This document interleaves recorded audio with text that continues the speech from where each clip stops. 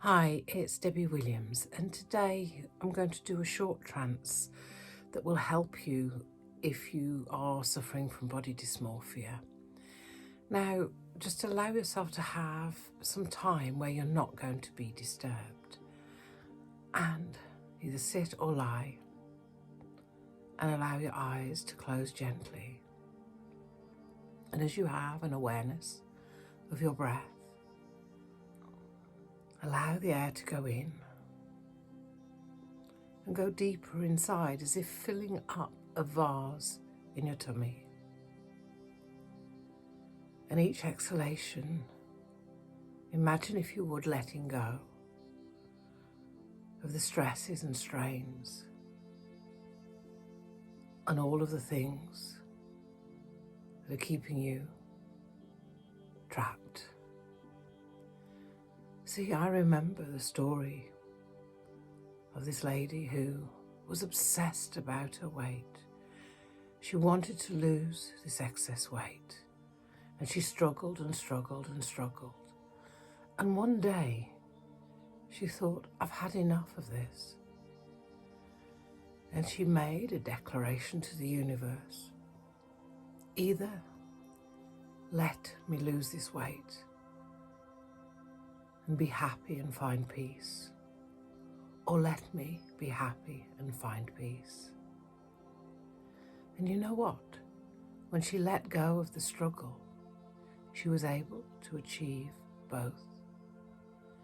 And imagine, if you would, breathing in peace and exhaling the struggles.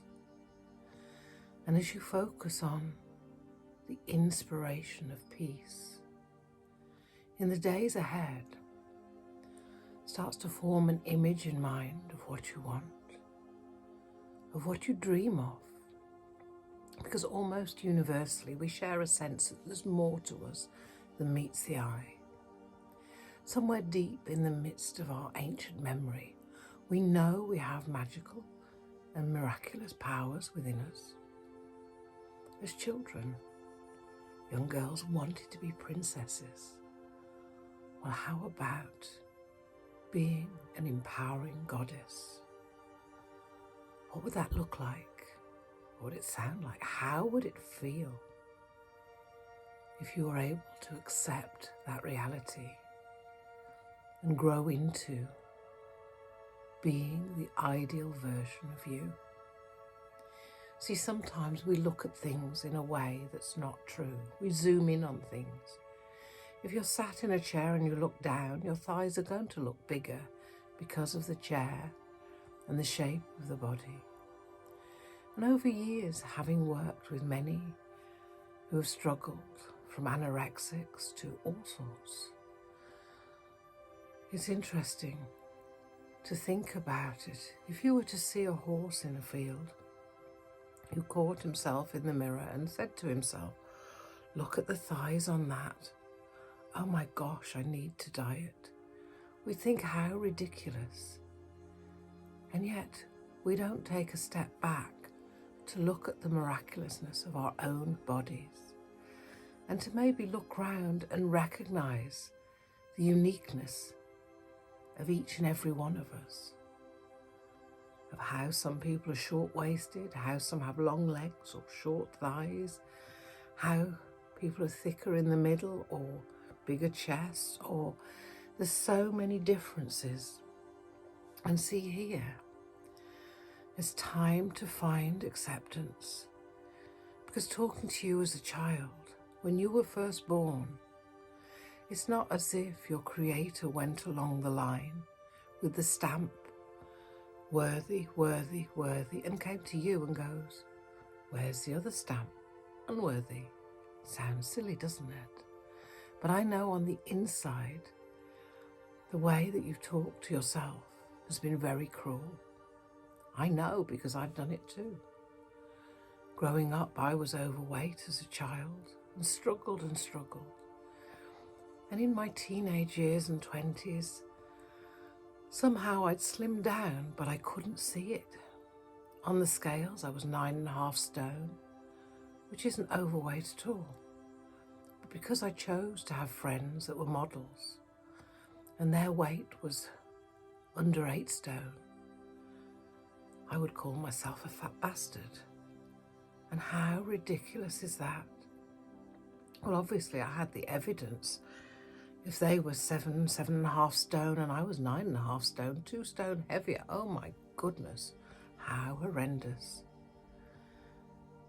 I don't know whether you've ever watched Gokwan talking about women's bodies. He did a thing where he got them all to look at females in a row and to point out which one they identified with.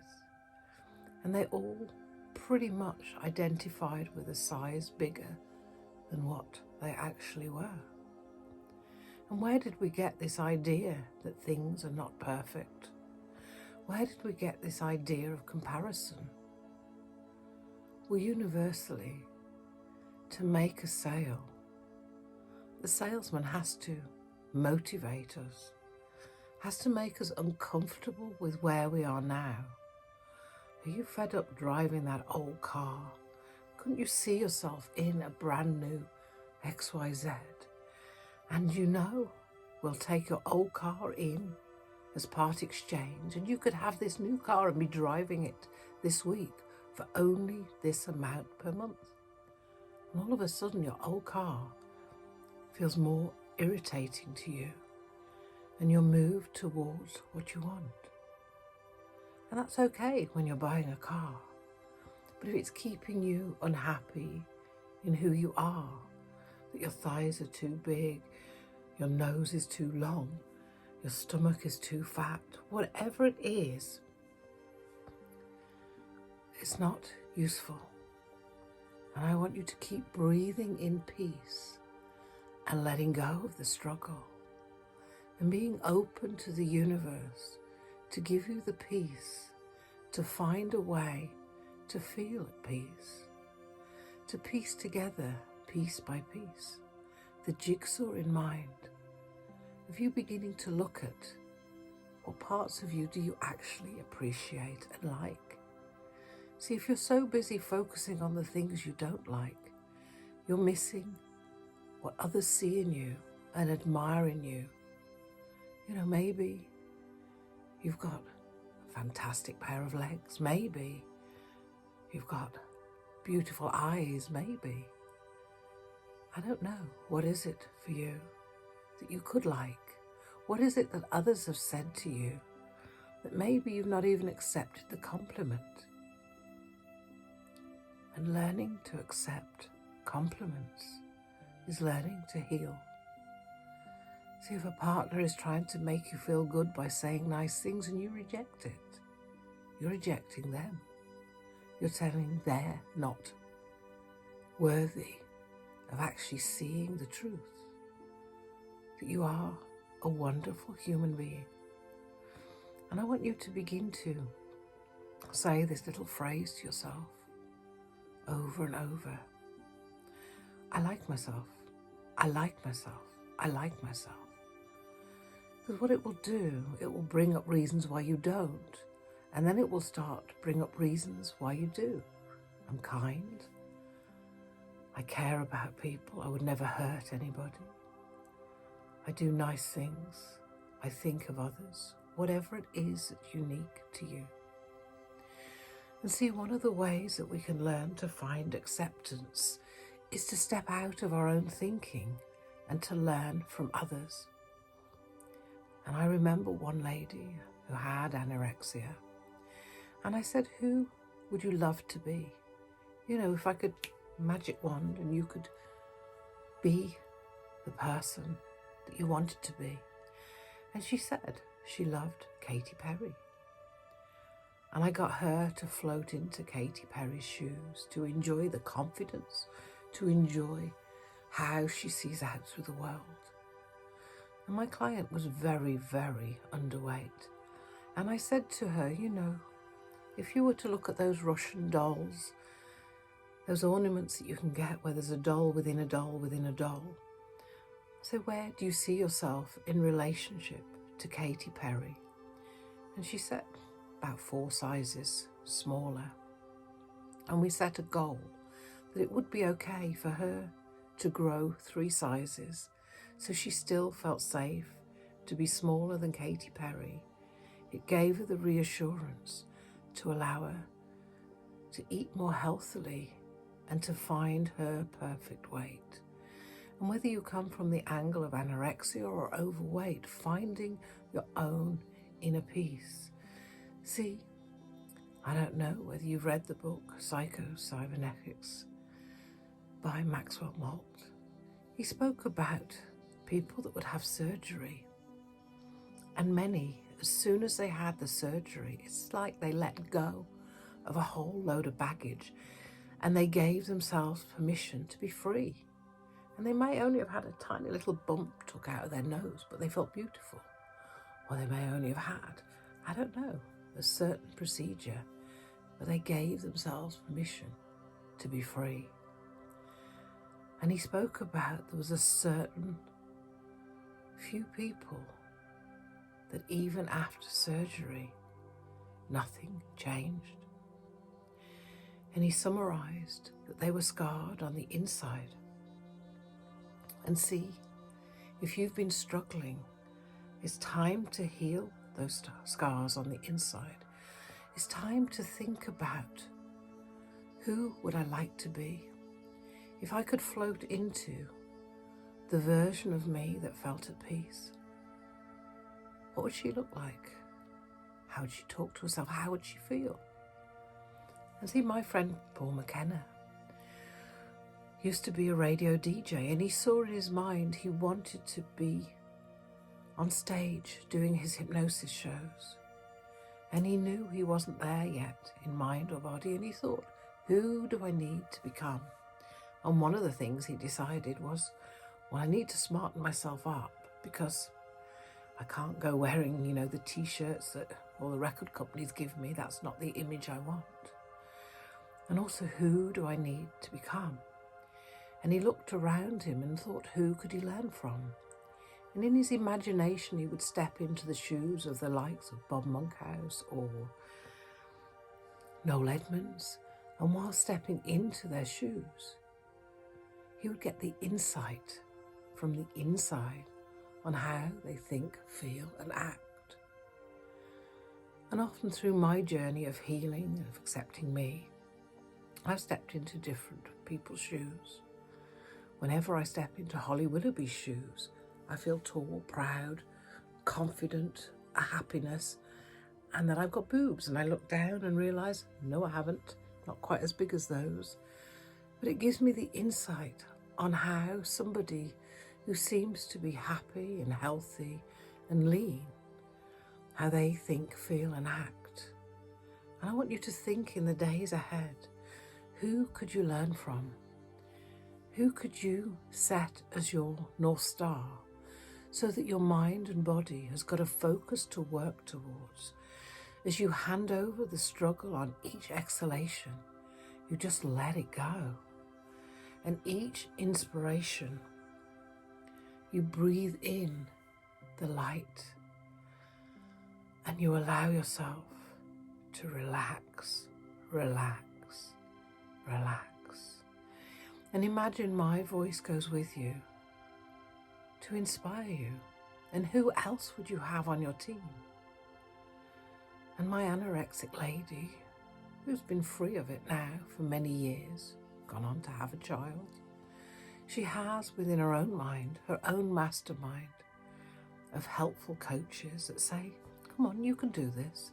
Take one step at a time. You can do this. You can do this. And see, as you think about it now, it is time to forgive yourself. Forgive yourself for all of the nasty things that you've said, how you've tried to punish yourself to be a better person. You wouldn't speak to a child like that, would you? So it's time to talk to your own inner child and to say, I'm sorry. I might have the body shape that's not my ideal shape, but how can I find peace? How can I accent the things that I love? And when you think about the singer Barbara Streisand, She made all the money that she could easily have had a nose job, but she accepted it's what made her unique. And see, accepting who you are, but looking for the elements of you that truly shine brightly, of focusing on your good qualities inside and out, of being kind to you, of imagining what could you say to that inner child that could help her to heal now, and what could you picture in mind that you could see a movie or sense the you in the days and weeks ahead, feeling more at one, feeling more at peace, feeling calmer and kinder, and focusing on all of the good qualities of learning to truly love yourself. Okay, if you're British like me, you might not get past the like, but if you can learn to like yourself by saying over and over, I do like myself. Why do I like myself? I don't know. I do like myself. I like myself. I like myself. Yeah, I am kind to people. I care. I'm honest. I do the best I can. I listen to others. But I'm a bitch to me. Time to change that. Time to be as kind to you as you would to a dear friend. And allow that dear friend to be part of your team, to encourage you to eat the foods that nourish your body, that allow you to be healthy, that allow you to see in the mirror eyes that sparkle with life, smiles that allow you to feel that warmth in your heart and to set you free. And to know that all that you need is within you now. And in all the time that I've been talking to you, I've also been talking to your unconscious. And some of those deep held negative beliefs have been changing. And they've been changing to, I deserve to feel good. I am worthy. I am good enough. I'm more than good enough. And I will set a higher standard for myself and do it through kindness and inspiration as you let go of all of the struggles and breathe in the peace and exhale all that you want to release. And each time that you listen to this, when you come back into the room, you feel like the weight of the world has truly been lifted off those shoulders. You feel lighter and freer and inspired to do nice things for yourself, to be kind to you, whether you have a makeover, a massage, or you just set time aside to listen to hypnosis, to rewire on the inside, to heal those scars on the inside, and to heal that heavy heart, and to allow yourself the freedom now as we count back to be at 1, 5, 4. Now is the time to let go of that excess baggage. And as you let go of that excess mental baggage, you feel lighter in your mind and your body. 4. Now is the time to gain the freedom, to be in the flow of life and breathe, and to be at 1.